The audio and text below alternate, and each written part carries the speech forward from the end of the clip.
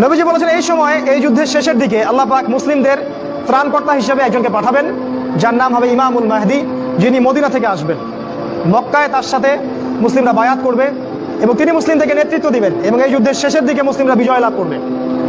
নবীজি বলেছেন যখন এই অবস্থা হবে তখনই মালহামা শুরু হবে। সাহাবীরা বললেন মালহামা কি জিনিস? নবীজি বললেন এমন যুদ্ধ যে যুদ্ধে 100 জনের মধ্যে 99টা মানুষ মারা যাবে। 100 জনের মধ্যে 99টা সৈন্য মারা যাবে এবং এই যুদ্ধটা হবে ইউফ্রেটিস বা ইরাকের ফোরাত নদীর সোনার পাহাড়কে কেন্দ্র করে, এটা সামনে হতে যাচ্ছে।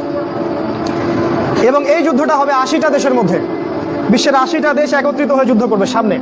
আপনি প্রথম বিশ্বযুদ্ধ দেখেছেন না, দ্বিতীয় বিশ্বযুদ্ধ দেখেছেন, এগুলো এই যুদ্ধের সামনে কিছুই না। এটা হবে পারমাণবিক যুদ্ধ, সামনে হতে যাচ্ছে। এবং প্রত্যেক দেশ 12,000 করে সৈন্য পাঠাবে এই যুদ্ধে। এরা সবাই মিলে যখন এই যুদ্ধে অংশ নিবে তখন এরা মুসলিমদের উপর ব্যাপক নির্যাতন চালাবে।